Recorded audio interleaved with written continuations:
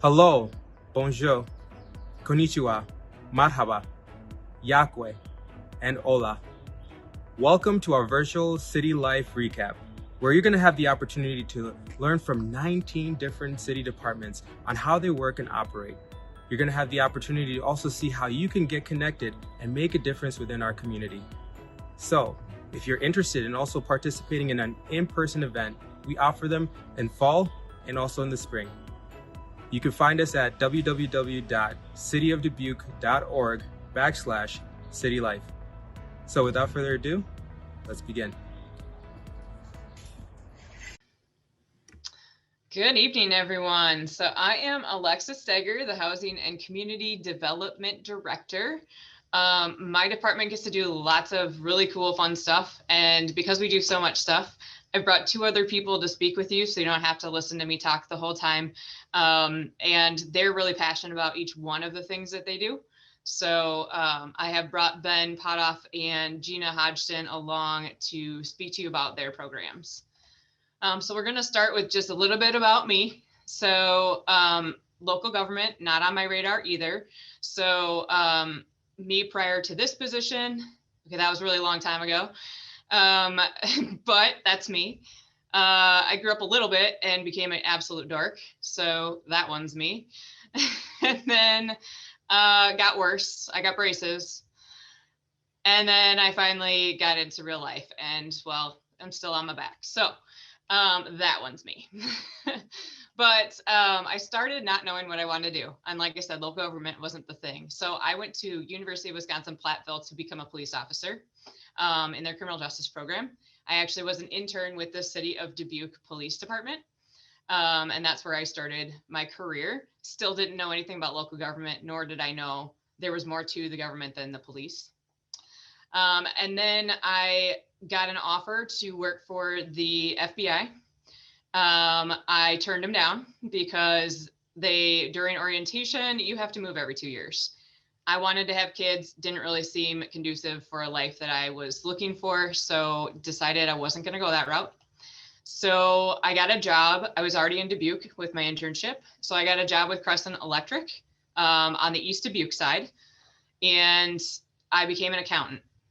I traveled with them for 2 years all over the country, Alaska, everywhere. Really fun. And while I did that, I got my master's in business administration and finished some courses at the University of Dubuque so that I could get my CPA. So I am a certified public accountant. I do get to use that in my current position, although my position does not require it. So I got into local government after I left Crescent Electric. I didn't want to travel as much and had my first kid. So I decided to go part-time. And I found the City of Dubuque by the fact that they had a part-time job. So I became a part-time account clerk in engineering and got my first experience with the B branch that has been built. I was the person overseeing all the grants and how we were spending those in the engineering department. And I got to go up on Capitol Hill, lots of things to actually form legislation to help us get those grants. And so I really suddenly just loved local government. In 2015, I was ready for a full-time job again and moved to become a senior budget analyst. Found it super boring, which is why I'm no longer an accountant, and moved to my current position in 2018. So moved to housing, which was completely out of the realm that I'd done in the past. This is me currently, much better than before. I do have two beautiful little girls. So they're 8 and 7. So my time at home is spent, focusing on them. However, I do get late night calls, like when things like the Loris Boulevard explosion happen, and then my night is dealing with those things. So what do we actually do? We don't just do housing. We do a lot more over here than it seems. So we actually work in the community to create affordable housing opportunities for developers, but we create them ourselves as well. We work really hard to provide safe homes and structures, and that's through, code enforcement, inspections for rentals. We provide education, and that's through everything. And a lot of that's navigating systems, because systems are difficult. Most people don't even know anything about local government. So, education on how to get access to assistance if you need it. And then we do try to work to prevent poverty and address the root causes of poverty. Not just trying to get somebody out of poverty, but there's often a lot of other causes to that situation. So when I talked about we create affordable housing opportunities, we actually go into homes that have been abandoned or completely dilapidated, and we rehabilitate those homes and sell them to low mod income owners. Often first time, doesn't have to be a first time, but usually they are a first time homeowner because they were low to mod income, and this is their opportunity at owning their own place. So this one's actually pretty beautiful out on West Locust, right as it turns at 17th Street.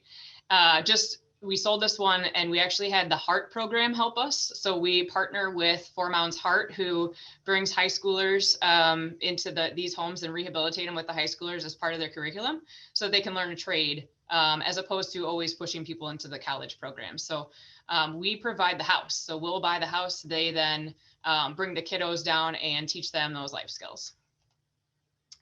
And they're currently working down on Central, right next to Hoarding's. So they've got a home there that they're working on. The other thing that we do is we offer a home ownership made easy home workshop. So this is a 4-week workshop, and it's just once a week. And we talk about kind of the life tools to starting to own a home. So whether it's credit repair, it's also, we bring in realtors to talk about how to navigate realty. We bring in the bank, DePaco, to talk about all the forms you're going to have to sign, and how do I even navigate a mortgage, and what do I need for a line of credit. And then we talk about even just the maintenance of the home once you own your own home. So this is very focused on first-time home buying and increasing people's opportunities to become a homeowner. And we're offering one currently coming up here in April. So the application actually is online if that is something you're looking for. We also have a Gaining Opportunities program. I love this program because it lets us do anything, because it's opportunity to do pretty much anything in life. It's community development, it's self-sufficiency for somebody. And it doesn't matter what means you have. If you need to get an education, it's not always easy to understand how to get it. So maybe I've finished my 2-year degree. I'm not really sure how I transfer that into a 4-year college. We can help with that. So all of those, any type of situation, financial, any barrier that you maybe feel, or just navigating systems. That's what this program's about. So anybody can do it. We also get a lot of volunteers that help as well in this. So if we know somebody is on their road to credit repair, there's a lot of hand-holding and things that need to come with that for understanding the financial world. We actually have volunteers and help them navigate that and be the person they call when they're really not sure late at night if they got some notice in the mail and they need to know what to do. So this program, we have a lot of volunteers that help us make that successful because it does take a lot of manual labor. We also do a Getting Ahead in the Workplace. This data is from before COVID. This is the last program that we didn't get virtual during COVID. It's a lot of interaction, and a big part of getting ahead is being able to pay attention and do workbooks and community, working with other people. Not as easy to do in a virtual format. And a lot of times we actually had kiddos. So if you had kiddos, we provided daycare for them while they did this. So again, you got kiddos now running in the background. Virtual is just not that easy. So this is the last class. We're starting it up here in about a month. But prior to that, we did it live.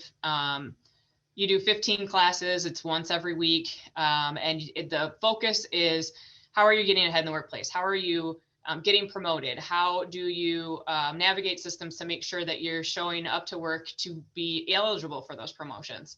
And our goal is for all of those participants to have increased their income or gotten some type of promotion in this program by the end of it, or soon after. So the programs that we've talked about, the commission that oversees all of those programs and provides the funding and actually decides which programs we get to do is the Community Development Advisory Commission. we usually have an absolutely full commission. It's actually hard to get onto this commission. And we just had somebody retire out after several years on this commission. And then we had 2 of the members get new jobs and they weren't able to attend anymore. So we do have 3 vacancies, which is very unusual. The only thing about this commission is that you do have 2 of the vacancies that you have to live in a low mod income area. You do not have to be low mod income yourself. You just have to live in low mod income areas. And those are out on our website, which show what areas those are. And it encompasses a good portion of the community of the city of Dubuque. This is a fun one because you actually allocate funds. We get a little over $1 million from the federal government to do these programs. And then we also get to use the money that we get back in from those programs to spend again. So we get about actually $1.5 million to allocate out to programs. And this commission, solely this commission, decides where that money goes. A couple of our other grants that we get, we have lead hazard control and healthy homes program. And the focus is to go into homes and remediate those lead hazards. So paint is the biggest one. Windows are usually big hazards for kiddos. And so we go into homes with kiddos under the age of 6, or even those homes that kiddos under the age of 6 will visit, because they are most likely to be lead poisoned by eating these paint chips that you'll see in the homes. It's also these paint chips drip outside and then it's within your soils. So when they're playing in the dirt, they're also getting that lead paint. So goal of this is to each round, which is about 3 years, we do 120 units that are then lead safe. We also have the Be Ranch Healthy Homes program, which you may have heard about. It was in conjunction with doing that big creek. And we actually go into the physical homes. And now that they aren't going to flood anymore, we are remediating all the mold and redoing all of the furnace and everything that was inundated with water over and over again, and actually making them healthy structures again. So we're at 325 structures that we have gotten into and made much healthier and just in better situations in that these yellow areas that you see. The other piece to that is there, when we go into a home with Be Ranch Healthy Homes, there's a home advocate, and those home advocates actually aren't there for the structure. They're there to make you more resilient as a family or a person. So if there's anything that you need referrals for, or issues within the home, or hey, I'm struggling with income that's consistent, then they go in and help with that for a year. So once you're in the program, you're in the program for a year and can have access to that home advocate. So then the next ones we're going to talk about are GINAs, and GINAs programs are housing assistance, and the Housing Commission oversees all of those programs. This commission is, it was just in the news. Unfortunately, they're often in the news because they advocate very heavily for renters. And landlords don't always see eye to eye with renter advocates. So it's a fun one, but it is controversial as well. They push really hard for equity. It's why I love this commission, because they're super passionate about equity. We do have 2 at-large seats. This is one that we fill pretty quickly, but the seats do come up. But I would, if you have any passion for equity or people who are, down on their luck, need some assistance, this is the commission to get involved with. And Gina, I will let you talk about each of those programs. Okay, good evening, everybody. I'm Gina Hodgson, the Assisted Housing Supervisor here with the city. And I guess first I'll talk about myself. So who am I? I grew up in Dubuque, lifetimer here. I graduated from Loras with a bachelor's degree in psychology and then a minor in business. Didn't really know what I was going to do. Kind of wanted to go for my master's, but at the same time was getting married the year I graduated and was ready to have kids and just a lot of stuff going on. So I didn't go to grad school. I ended up working with Truck Country right out of the gate. And I did accounting and used trucks half-time. So I split my time between both. And after a year there, I ended up getting promoted to used truck sales. So I sold fleets of the wholesaled semis, so big groups of trucks. I traveled a lot. I met a lot of people, and I really got my feet wet in that business sales era. So it was good. It was a good experience. And by the time I left there, I had 2 little kids, and it was time to just move on. And so then I decided I did some time with an insurance company, and I was a coordinator for different insurance accounts. And I did that for a while. At the same time, my husband, he's been a farmer all his life. He was in the banking world, decided to take on farming full time and start his own custom business. And so I was pregnant with my 3rd at that time. I decided to leave and help at the farm and just take care of our 3 little ones. And so I left for a while. And then that's what brought me to the city. Again, pretty much like Alexis, looking for part-time work. I came and started in the engineering department actually like 2 weeks after Alexis did. So we kind of started our journey together here. My first time in government situation, and I liked it. I mean, right away, the people were great. I liked the mission, the objectives. I got right into budget right away with my first job there, and got, the task of like cleaning it up and figuring out what that department was doing, which was a huge department with a lot of stuff going on. So I did that for a while, and I moved to full-time after about 3 years. And then in 2019, a position opened up here in the housing department as a financial specialist. And so I moved over here, and I was working with the neighborhood revitalization programs and the community development block grant funding. And then just last year, January 2020, I took the position of the assisted housing supervisor, overseeing these housing choice voucher programs and other HUD funded programs that we have. I can say in my 8.5 years here with the city, I've never gotten bored or felt like work was like stagnant at all, because they keep us on our toes, and believe me, Alexis keeps us busy. So it's good. And I love, like I said, I love the mission, and I really believe in the work we're doing. For the rental assistance programs that we have, so we have the Housing Choice Voucher Program, which is a federally funded program for assisting low-income families, the elderly, and the disabled to afford decent, safe, and sanitary housing in private market. Then we have the project-based vouchers. So this is for seniors and persons with disabilities who are income qualified for rental assistance at 17 specific units that we have at one location, which is at the Rose of Dubuque, which is an assisted living facility. Then we have our family self-sufficiency program, which is designed to support low-income families who want to become financially self-sufficient. So it's available to any HCV participants. And generally, if a person can say that they're an HCV participant, that they have employment goals, and that they're willing to meet with our caseworkers one-on-one staff, and that they want to potentially save like thousands of dollars in 5 years, they're the people we want to get in this program. So they are the people that are motivated and want to work hard to achieve their dreams. So our FSS program links the participants to the activities that are aimed at increasing their abilities through education, employment, parenting, and financial skills. It helps build all of that stuff. And they receive encouragement from the FSS coordinators, and they provide a lot of support and the tools necessary to achieve those goals. The last program I'll talk about is the Continuum of Care program. So that one, or we call it Special Needs Assistance Program.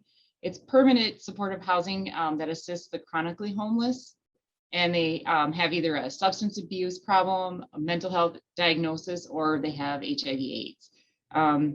They use a housing first model, which allows help for those who qualify to obtain housing first, and then address all of the barriers that usually prevent people from getting housing.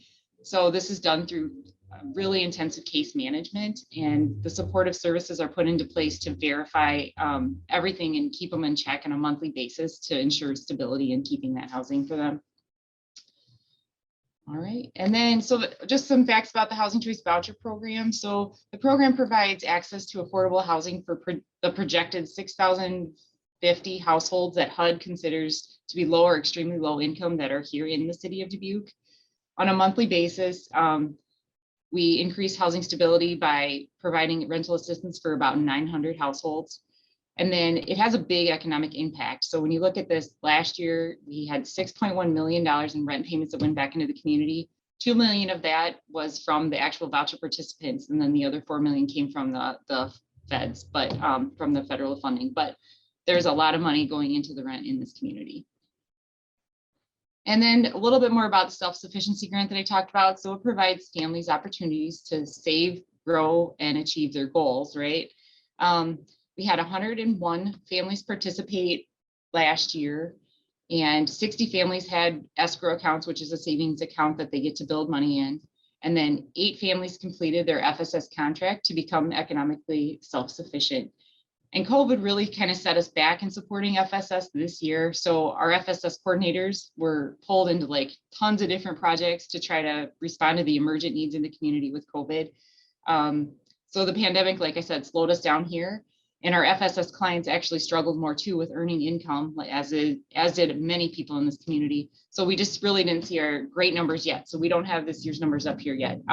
But we are really amping up efforts now, and we are re-engaging participants, and we're actively seeking new participants. And so I'm really excited to see us grow. We are already adding people every week.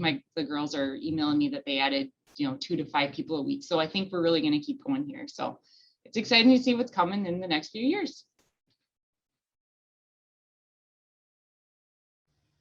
All right, now, so that's the rental side. I also have Ben Padov with us, and he does our rental licensing and inspection, which new this year became construction and inspection services, because we folded in the building services side of the city, which, if that doesn't mean anything to you, they are the permitting side. So if you're going to construct something, rehab something, they help issue the permits and go out to make sure it was built correctly, review plans for new developments. And so they have become part of our team that does the rental licensing and inspection side of the housing structures. So Ben, if you want to take that over, and do you want me to share your screen, Ben? We can do that, or you can just keep going through. Yeah, you go ahead. I'll pop it up. That's probably a better idea, because you're going to hop through them quick. I'm going to stop. You can go ahead and share. Unless you weren't ready. Nope, I got it here. I'll have to. While Ben pulls that up, I just want to also note that we had a City Life participant who went through City Life and now is on the boards and commission there. So looking to see who's going to be next there. All right. How's that like? Do we have it up? It's got your second side up. It's showing your presenter side.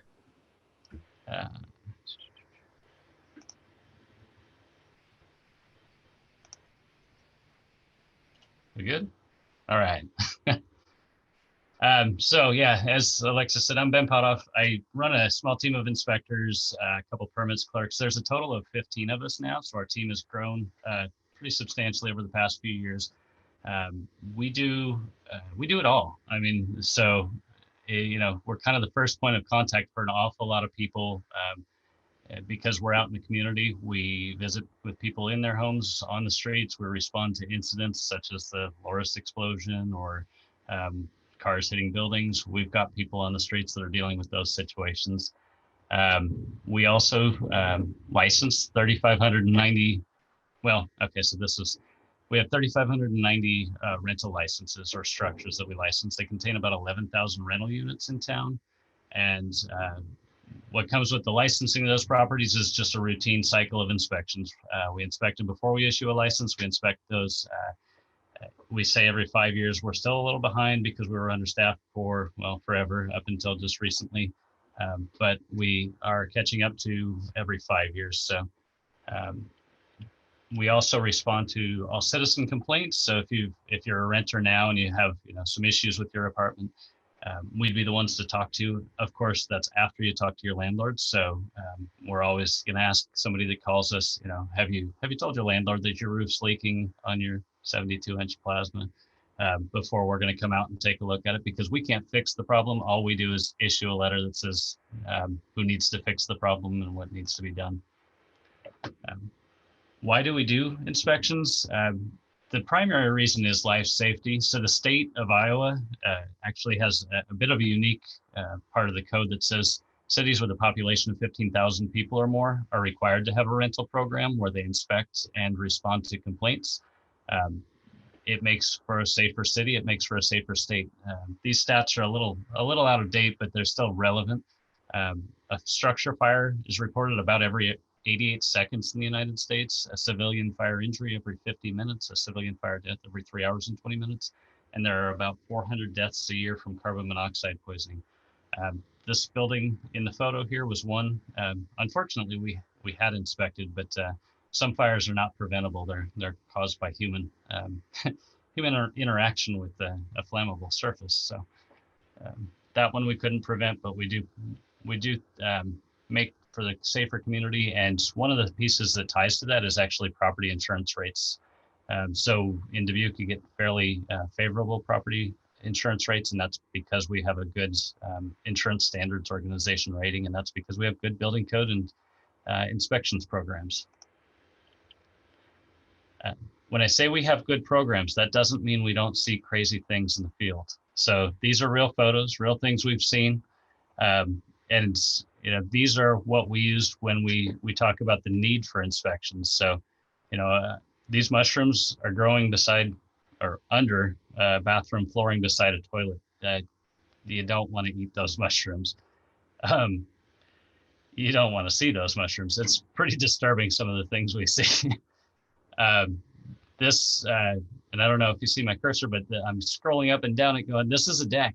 And decks are not supposed to lay like that on the ground. They're supposed to be attached to the building. Thank goodness no one was on that deck when it collapsed. But that could have been a tragedy had somebody been on it. So getting out to hopefully prevent these catastrophic failures, building failures from happening is part of our goal.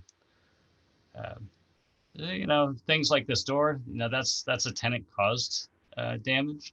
And we see those. We see cockroaches like you see on the outlet on the right. So, and we see bed bugs. We see it all. So there's not much my inspectors haven't seen. And when they come back and tell me they've got something new for me, we get all excited and we want to take a look at the pictures. And if you think that's kind of fun, maybe you want to be involved in one of our boards or commissions, because that's, the groups that influence our policy or that look at what we're doing, and if we need to do more of it or less of it, and be more firm or less firm, or what, just give us all kinds of good input. So, and you get to see all these slideshows from us. The slides don't get better, they get worse. You didn't think that was possible, did you? So the left, that's animal waste in a residence that was occupied. I think it happens to be the same residence that the inspector found a deer or two deer in the apartment. So you wouldn't believe the stories we'll tell you. Join our boards or commissions. The right is unfortunately an all too common thing we see with hoarding. And if you've ever seen the shows like Hoarding, it's definitely a mental illness associated with this. And I don't, give you these slides or show you these pictures without respect for the people. I would never want to identify who this is associated with. I just want you to know that, this is likely one of your neighbor's houses, because this happens all over town. People are, hoarders tend to be highly educated, and you don't know that it exists. So just be empathetic and consider that when you interface with people. But yeah, we see this kind of thing all the time. We deal with cold days. So that slide is taken from it's February 2019. Does that sound right? The polar vortex. It was about -30 with a -50 wind chill, if I remember. A normal winter day for us, when it starts to get cold, like below 50 degrees, we start to get heat complaints. We call them the I'm cold complaints. And usually we go out and we tell people, well, you should probably close your windows and put a blanket on, maybe a sweater, maybe time to retire the tube top for the season. In this instance, we tracked how many, and I'm so sorry that I don't have the stats in front of me, but we had something like 30 displaced residents because the extreme colds in the systems not being built to maintain not just comfort levels, but safe comfort or safe levels of temperature inside dwelling units. So we helped a lot of families in that situation. And we also did a lot of calls where we actually had a script where we said, go around, check all your windows, make sure they're up. Are you wearing warm clothes? Are you doing the common sense things? So we do a lot of that, a lot of coaching people on what they can do to be safe, to be secure and comfortable in their built environment. Unfortunately, our friend Rocky here, the raccoon on the right, he wasn't comfortable in his environment. He was found inside a vacant building, and unfortunately, he partied a little too hard. We determined to be the cause of death. So now jumping into the good stuff. One of our boards and probably the biggest direction for me and my team is our Housing Appeals and Mediation Board. This board is newly formed in a sense. So we had a Housing Appeals Board before, and they reviewed all appeals related to property maintenance code, and they also reviewed appeals related to like tenant-landlord relation issues and timelines. They didn't really have the experience on the board before to be reviewing those technical code considerations. So we separated that piece off, created the Building Code Board of Appeals and Advisory. I might be saying it out of order, but and then we created this Housing Appeals and Mediation Board. We were seeing a lot of opportunity to mediate landlord-tenant disputes that wasn't happening with our previous boards, and we thought that the group that we had some of the knowledge necessary to help with those disputes. So as it says, there are currently 2 vacancies. I think there's only one though, Alexis. I'm thinking we had one appointed, but anyway, either way, there's a vacancy. So hurry, get your application in now before it's too late. You can be involved with giving us direction on things like, well, it says it on the slide, provide mediation for tenant and landlords. Hear appeals on abatement costs. So if we go out and clean up garbage, mow lawns, or fix a building, like right now we're going to fix a building that's falling down on the 900 block of Bluff. There's a porch. We've got part of the street blocked off because of it. We're going to come in and probably abate that to make sure that it doesn't collapse and cause damage to a person or somebody's belongings or fall into the street. So when we do that, there's going to be a cost associated. It'll get assessed to the property, and the property owner will have a right of appeal. That would go through this board to say, hey, those costs were fair and accurate, and you need to pay those, or, oh boy, the city's not being fair on this one, or they didn't follow their process. So those are the kind of things you might hear. Oops. I mentioned we split off the more technical side, so I don't know if anybody on the Zoom meeting is well versed in building codes or building science, but this board reviews kind of the technical side of the built environment. So building science, we've got different trades that must be represented on the board.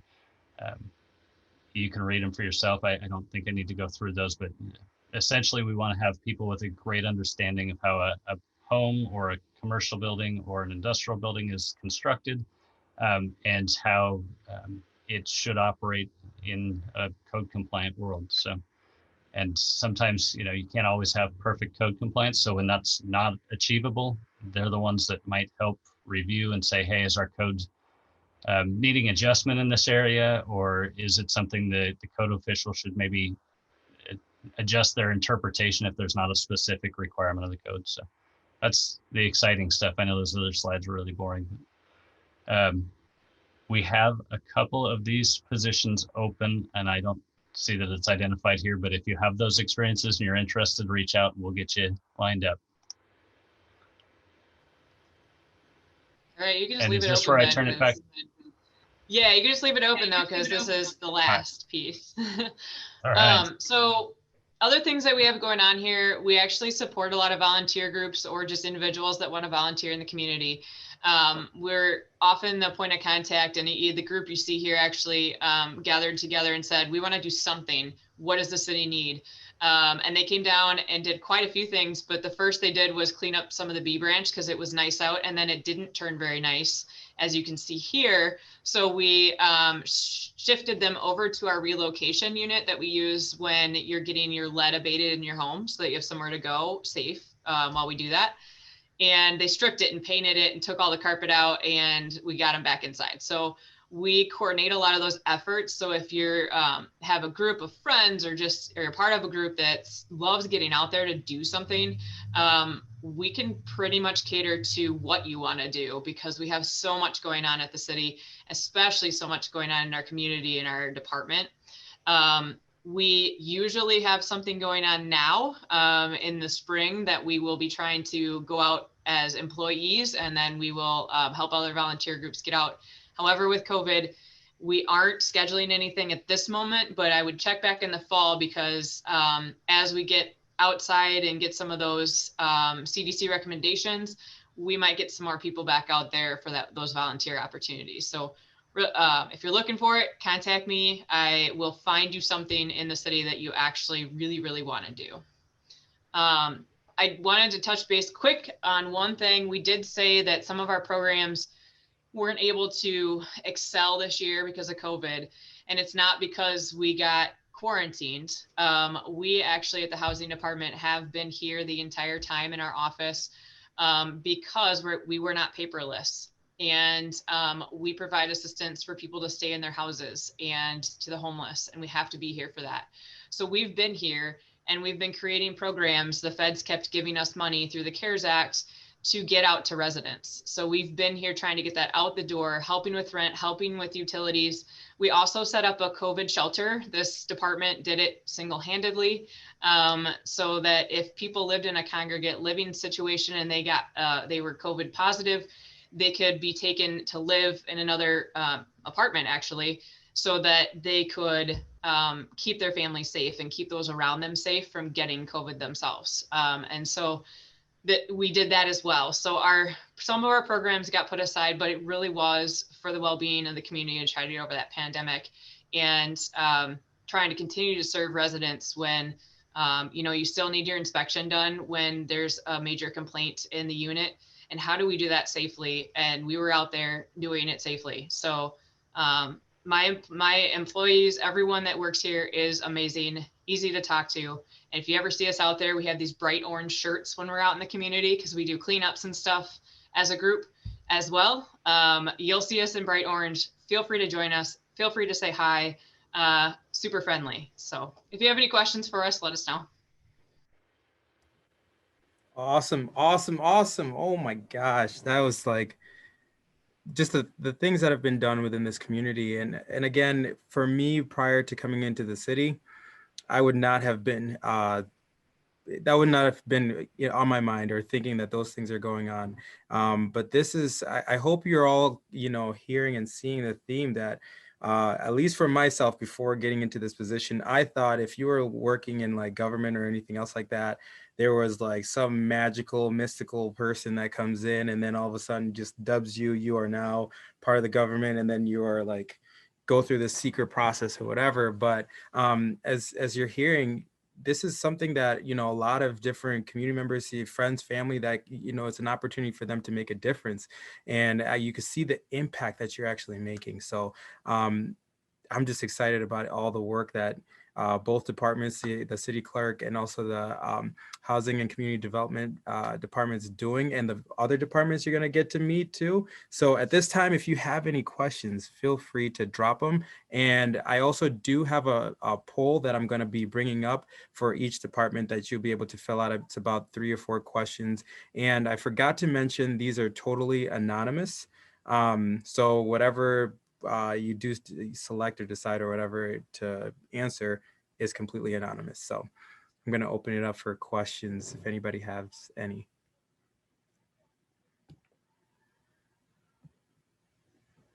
Yeah, I have a question.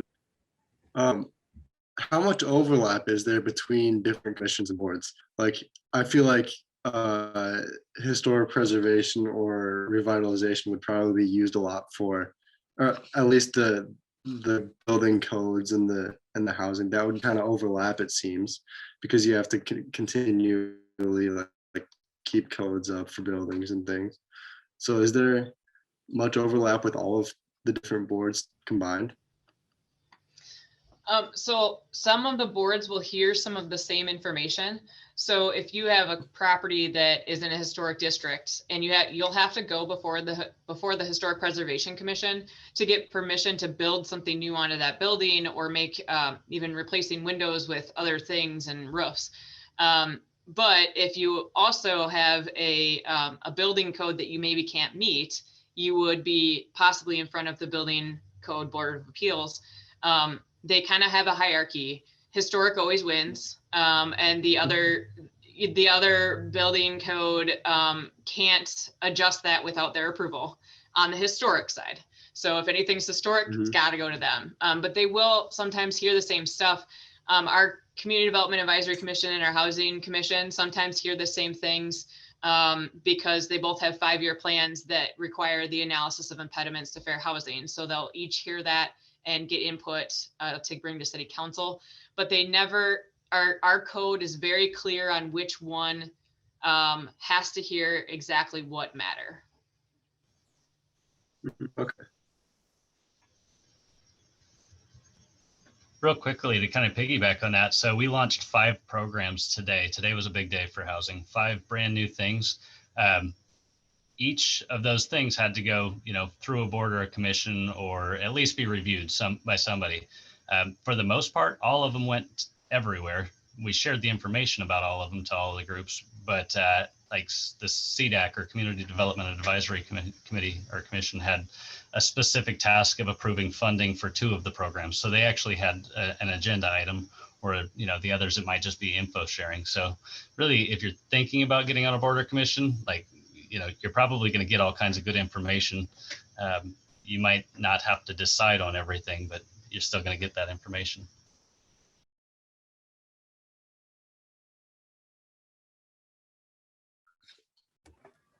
Perfect. Any other questions? Feel free, let them roll.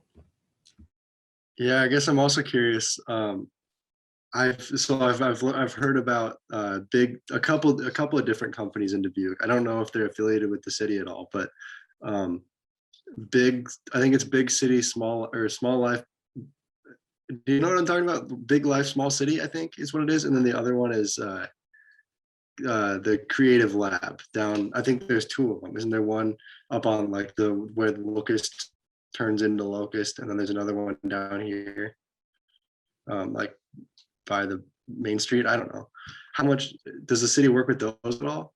I've just seen them a lot, and I'm always curious what they're doing. Seems like community engagement to me. Yeah, they're partners with the city of Dubuque. We don't affiliate just because we're government, but we have partners. And Greater Dubuque Development Corporation, GDDC, is the one who does the Big Life, Small City. And but if they need new ideas, videos, etc., they're coming to the city to help with that as well. And then the Creative Lab, so they are actually a private, and they do have a nonprofit with it. So they, when they have things that'll help further the goals of the city council, such as serving small businesses, which they've done at the kind of Locust Interchange one, then we will partner with them, and whether it's with funding or just having people there to help support that, like through the economic development department. She'll probably talk a lot about that one. So we get involved somehow when it's going to meet one of the city council goals and priorities, but that also is a private entity doing that and just doing really good work there. They support small businesses really handily. People can work right out of that office. Gotcha. And when you hear from the Public Information Office, you'll get to hear about all of the fun things they get to help with, trying to get all that information out for those initiatives as well, if they're one of our partners. I guess I have another question, but how much? So I graduated from Iowa State with a degree in community and regional planning. So it's just kind of, it's all very interesting to me. But I'm wondering how. I mean, I feel like all of these boards and commissions have worked with your comprehensive plan as well, probably, right? Is there a comprehensive plan up, like somewhere to read? Yeah, it's called Imagine Dubuque. And we just did that in about 2 or 3 years ago. I can't remember how long. So we are implementing that. The Long Range Planning Commission that Adrian talked about is the one who oversees that, because it is a long range plan, obviously as a comprehensive plan for the city. Each one of our other plans references it. So that is like the #1 referenced plan. If you're reading other plans throughout the city, it's also getting information from that one. Okay, cool. I guess I could have looked that up. You'll hear more about it also with the city manager's presentation. So you can also ask those questions as well. So these are great questions.